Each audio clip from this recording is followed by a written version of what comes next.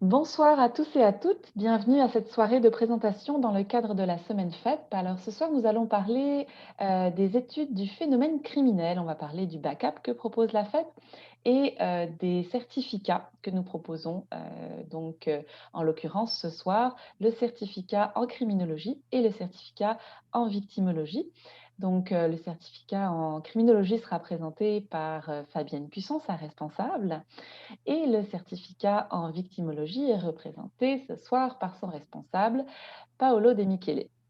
Donc, sans plus tarder, je vais laisser la parole à Fabienne et Paolo qui vont vous présenter comment maîtriser les enjeux de l'intervention auprès des personnes dans le domaine criminologique. Alors, à vous.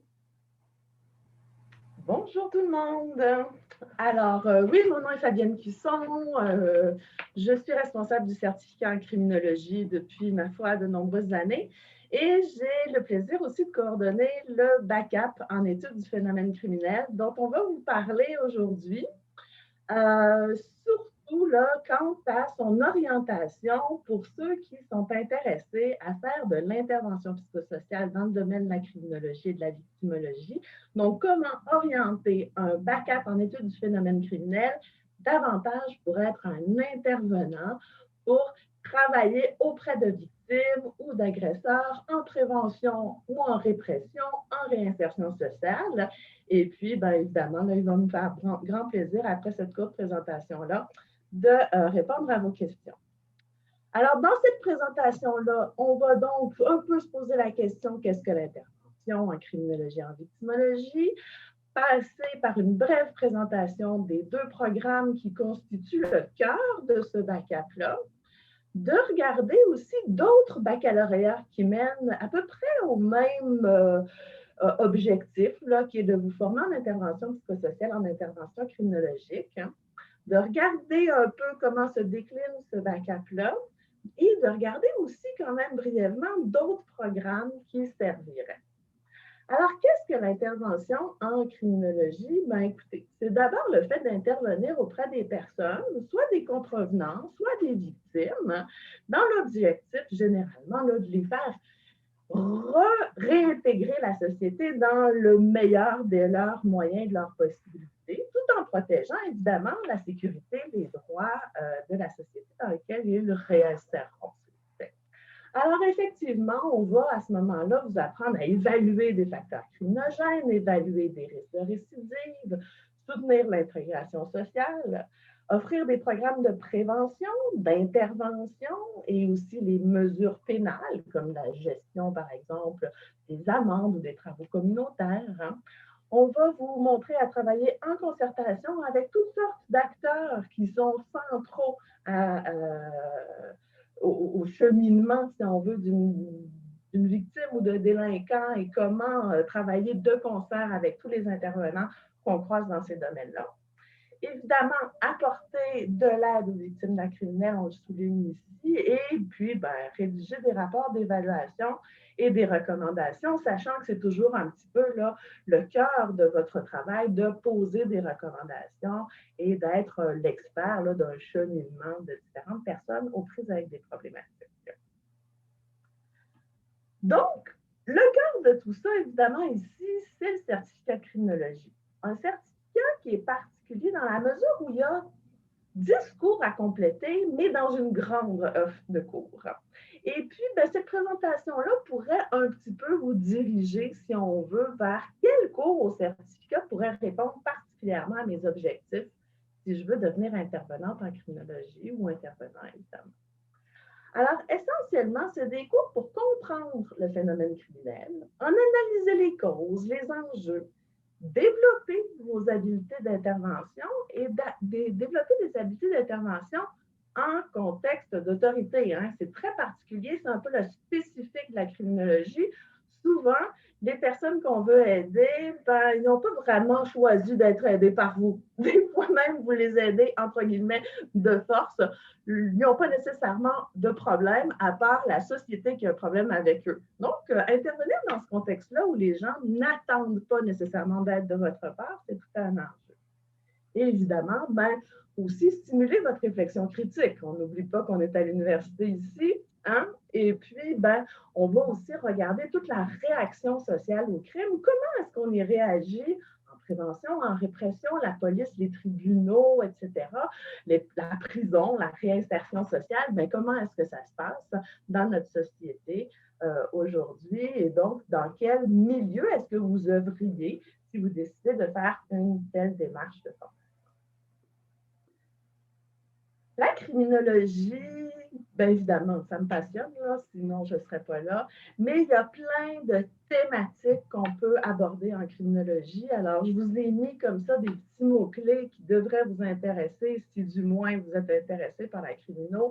Alors, qu'on parle de la criminalité des femmes, la criminalité des jeunes, la victime, la police, la justice criminelle, le droit. On peut parler de psychopathie, on peut parler de différentes formes de criminalité, on peut parler évidemment de la méthodologie de recherche pour développer des connaissances là-dedans. Enfin bref, il y a toutes sortes de thèmes, que ce soit la violence, la drogue, les jeunes, que vous allez pouvoir rencontrer à l'intérieur d'un tel certificat. L'avantage, peut-être, c'est celui qui a seulement 2 cours obligatoires au certificat de criminologie. Donc, c'est vraiment à vous de bâtir votre certificat en fonction de vos objectifs. Et puis, bien évidemment, je serai toujours là pour vous aider si vous voulez en discuter et constituer le certificat qui répond le mieux à vos intérêts et ce que vous voulez en faire finalement un jour. Paolo, est-ce que je te laisse la parole enfin? Oui, oui. Présente un peu la victimologie, s'il te plaît. Oui, merci beaucoup, Fabienne. Donc, Paolo, excuse-moi, oui. En attendant, juste avant que tu prennes la parole, je voudrais juste rappeler au public que vous pouvez poser vos questions dans le chat. N'oubliez pas au fur et à mesure de poser vos questions parce que comme nous avons 2 présentations qui se succèdent, peut-être que nous n'aurons pas le temps de répondre à tout le monde. Alors, c'est pour ça qu'on aurait besoin de vos questions par écrit pour s'assurer que vous ayez tous et toutes réponse à vos questions. Alors, pensez à les écrire au fur et à mesure. À toi, Paolo. Oui, donc merci beaucoup Laurent et merci beaucoup Fabienne. Alors, mon nom c'est Paolo De Michele, je suis le responsable du certificat en victimologie. Sachez là, que c'est un certificat unique dans une université au Canada et il n'y en a pas beaucoup dans le monde. Donc, c'est vraiment une chance que vous avez là, d'avoir ce programme à l'Université de Montréal. Pour expliquer, la victimologie, c'est un peu l'autre côté de la médaille de la criminologie. Donc là où il y a un crime envers la personne, il y a une personne qui subit le crime. Et l'objectif de l'intervention en victimologie, c'est le rétablissement des personnes dans leur capacité après qu'elles ont été victimes de criminalité. Et ce, que la victimisation se manifeste tout de suite ou qu'elle se manifeste plus tard dans leur vie. Donc, dans le programme, vous allez voir à travers les 10 cours du programme, aussi bien des cours qui vont vous aider à comprendre les différentes typologies de victimes, donc les différents contextes où il peut y avoir une victimisation, ainsi que l'intervention auprès des victimes, donc comment intervenir auprès des victimes là, qui subissent une victimisation. Donc, en général, nous étudions le profil des personnes touchées par les crimes, ce dont elles souffrent après les crimes. Comme j'ai dit, ce sont des souffrances là, qui peuvent se manifester à différents moments de leur vie. On touche aussi aux droits des victimes. Donc, vous allez voir comment la société organise les services qu'elle donne aux victimes, c'est-à-dire aussi bien dans le système de justice pénale, quelle est la place de la victime dans le système de justice pénale, que les mécanismes de réparation qui existent suite aux torts qui leur ont été causés. Et donc, vous apprenez les mécanismes de réparation et d'indemnisation et comment prévenir les nouvelles souffrances. Et vous saurez que les enseignants du programme sont tous des praticiens dans leur domaine, chevronnés et reconnus. Et ce sont des personnes donc, qui ont une expérience de terrain dans l'intervention auprès des victimes. Là, on va passer à la suivante diapositive. Et là, je pourrais vous donner un petit peu plus de détails sur comment le programme se développe. Donc, vous allez voir que le programme, il est vraiment structuré en 3 blocs. Donc, c'est une structure qui est assez directe. Les étudiants ont quand même plusieurs choix, mais c'est structuré d'une façon très séquentielle. Donc, les gens ont 3 cours obligatoires, le cours de victimologie, le cours de victimes et institutions juridiques et le cours d'intervention auprès des victimes. Et ensuite, doivent choisir des cours dans des blocs optionnels sur des thématiques liées à la victimisation, à la violence et à l'intervention. Et sachez que à partir de l'année 2021-2022, le programme sera offert tout à la fois en personne, en ligne ou une combinaison des deux. Donc, chaque cours aura une version en personne, une version en ligne, une combinaison des deux. Évidemment, actuellement, on ne sait pas quelles seront les mesures de distanciation là, appliquées pendant l'année prochaine, mais il est prévu que si on revient en personne, les gens pourront faire des cours en personne, aussi bien que des gens qui ne sont pas à Montréal ou qui n'ont pas l'occasion de faire des cours en personne pourront faire des cours à distance. Donc, ce sera la façon dont se déroulera le programme d'ici les prochaines années. Et donc, c'est un programme que vous pourrez évidemment combiner là, avec le certificat en criminologie là, pour l'obtention du baccalauréat par cumul en études du phénomène criminel. Et vous allez voir là, que plusieurs cours des deux programmes se recoupent. Vous allez voir qu'on touche à des thématiques semblables. Donc, je vais vous parler un petit peu des différents cours et thématiques qui sont dans le programme, là, dans la prochaine diapositive que vous pouvez regarder. Là. Donc, ça, c'est un exemple des cours. J'ai mentionné les cours obligatoires, mais sachez que dans les cours optionnels, là, vous aurez quand même plusieurs choix. Et vous allez voir, par exemple, le cours de violence et approche disciplinaire, donc l'étiologie de la violence. Ensuite, la violence familiale et conjugale, la violence et harcèlement au travail, la victimisation sexuelle, violence et rapports interculturels et plusieurs cours là, liés à l'intervention, dont notamment l'intervention en contexte traumatique. Et s'agissant d'un programme très interdisciplinaire, vous aurez des choix de cours dans des programmes connexes. Donc, sachez là, que si vous voulez vraiment développer une expertise en intervention, vous faites les cours en victimologie, mais s'il y a des cours qui vous intéressent en intervention et qui sont connexes et qui sont dans le programme, même s'ils appartiennent à d'autres programmes, vous pouvez les suivre.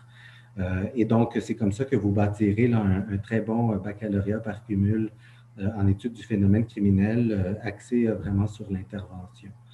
Alors, Fabienne, je te laisse continuer. Avec plaisir. Merci, Paolo.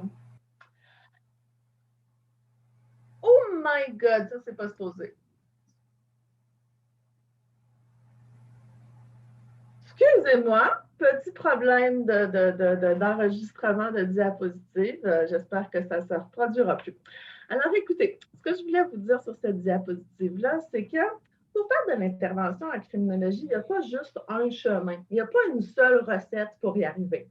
Souvent, on pense d'abord et avant tout au bac spécialisé en criminologie, mais on ne se le cachera pas, ce bac-là est hyper contingenté, seulement offert 2 jours à temps plein et à Montréal et ne permet pas donc de satisfaire toute la demande qu'il y a en matière de formation en criminologie.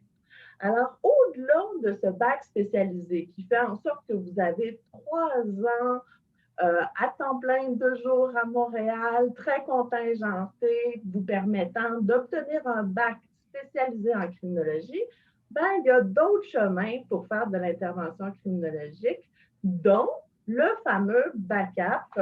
J'ai encore des problèmes techniques, j'en suis vraiment désolée. Donc, c'est effectivement un bac par cumul avec une appellation. Donc, le BACAP, ça vient du mot bac par cumul avec appellation, l'appellation étude du phénomène criminel et celle qui nous occupe particulièrement ici, sachant qu'il y en a d'autres néanmoins qui peuvent mener à de l'intervention psychosociale. Mais essentiellement, si vous prenez le bac en études du phénomène criminel, vous avez donc un cœur de programme qui est criminologie et victimologie, ou bien qui est une majeure en criminologie, bien que si vous orientez votre bac vers l'intervention, la combinaison du binôme criminologie et victimologie est particulièrement intéressante.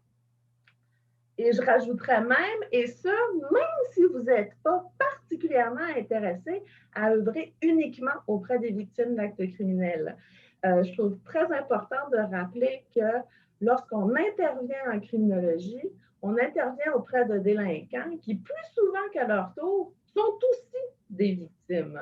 Hein? Souvent, la victimisation précoce, la victimisation répétée, les grandes injustices sociales peuvent mener aussi à la criminalité. Donc, si vous voulez être une bonne intervenante ou un bon intervenant auprès de délinquants, de détenus, etc., d'avoir un bagage en victimologie, ce n'est pas du luxe.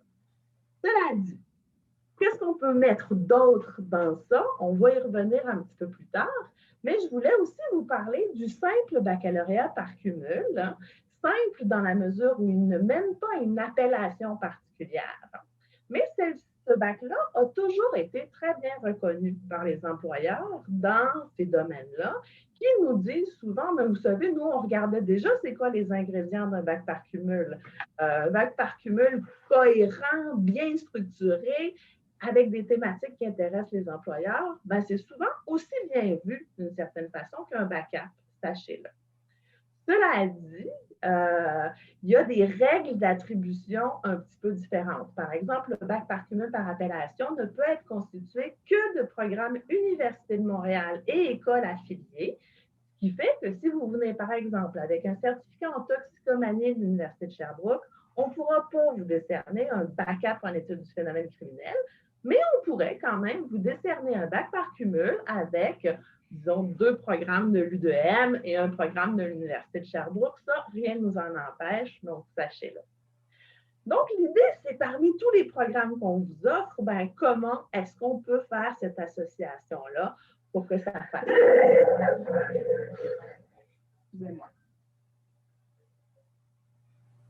Voilà, j'avais fait une séance virtuelle, donc sur chacune de mes diapos, il y a ma voix qui part alors qu'on est en live. Désolée. Alors voilà, grosso modo, comment vous pouvez faire votre bac par cumul et surtout la liste des programmes que vous pourriez associer au certificat de criminologie et de victimologie si vous choisissez cette voie-là. Alors, vous voyez toxicomanie, qui va d'ailleurs devenir un certificat en dépendance, cette toxicomanie, santé mentale, hein, sexualité et enjeux de société, enquête et renseignement, gestion appliquée à la police et la sécurité, sciences politiques, sociologie, études économiques, intervention auprès des jeunes, et j'en passe. Cela dit, il y a des programmes parmi ceux-là qui sont beaucoup plus pertinents pour l'intervention psychosociale et d'autres vont nous mener un petit peu vers un autre angle de la criminologie dont on pourrait d'ailleurs parler, ce qu'on va faire un peu plus tard dans la seconde rencontre qui porte davantage sur l'analyse criminologique et l'enquête. Donc, c'est quoi les programmes qui sont particulièrement pertinents à l'intervention psychosociale?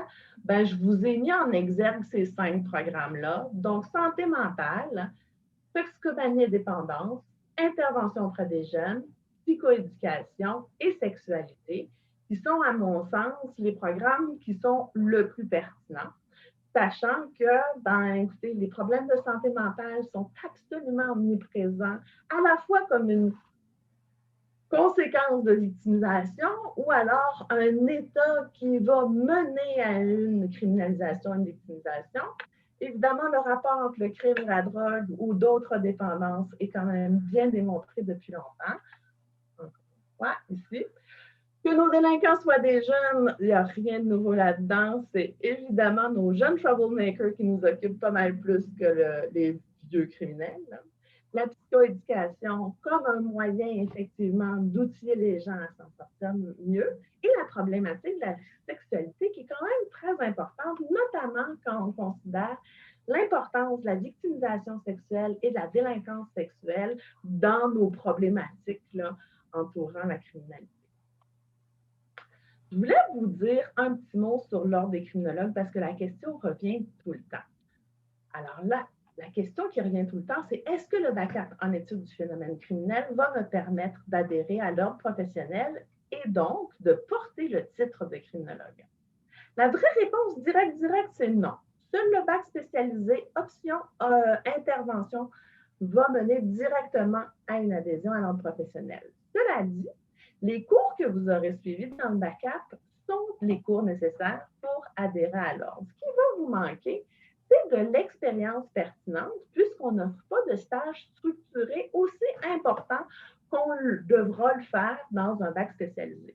Donc, ce qui arrive, c'est que les détenteurs d'un bac-up en études du phénomène criminel vont pouvoir, après quelques années d'expérience sur le terrain, dans les milieux communautaires, dans toutes sortes de milieux où ils devront faire de l'évaluation et de la relation d'aide dans cette approche-là, bien, effectivement, ils vont pouvoir déposer une demande de reconnaissance d'acquis expérientiel à l'Ordre des criminologues du Québec et adhérer à cet ordre.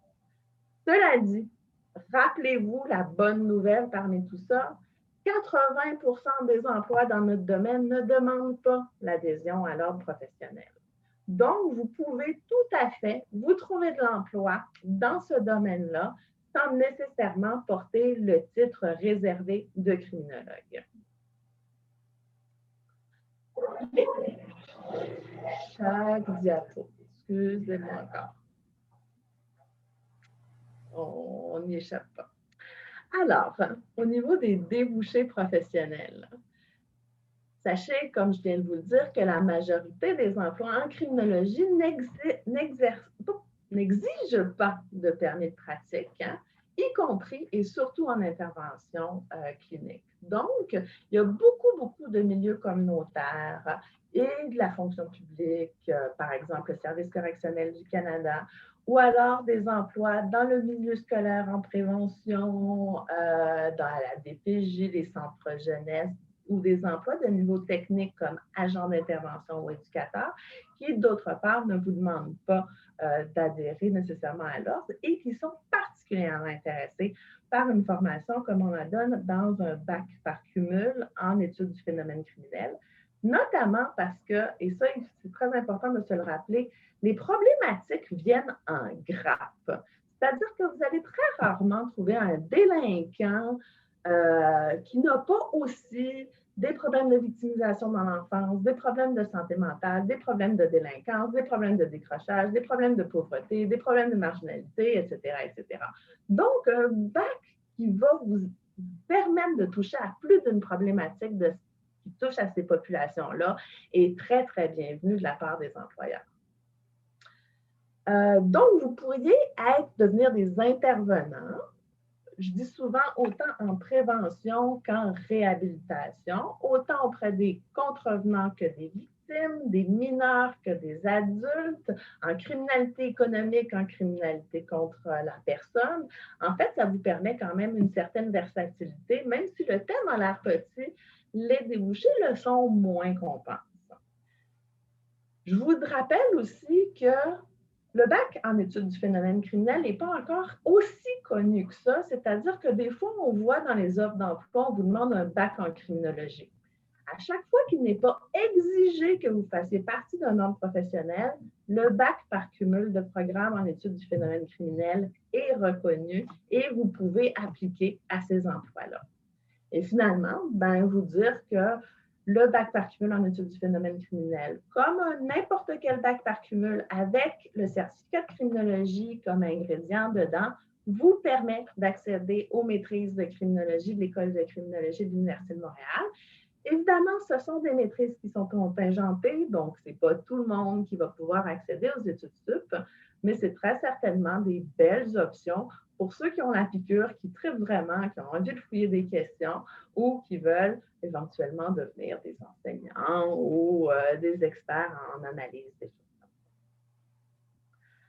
Écoutez, là, c'est à peu près le moment où j'ai l'heure de me taire et puis de prendre vos questions. Je suis sûre qu'il y en a beaucoup parce que moi, je pourrais continuer à vous en parler longtemps. Alors, je laisse Laura nous guider dans cette période de questions. Merci beaucoup, Fabienne. Merci, Paolo. C'est à nouveau très passionnant de vous écouter parler, donc merci. On va passer à la période de questions-réponses.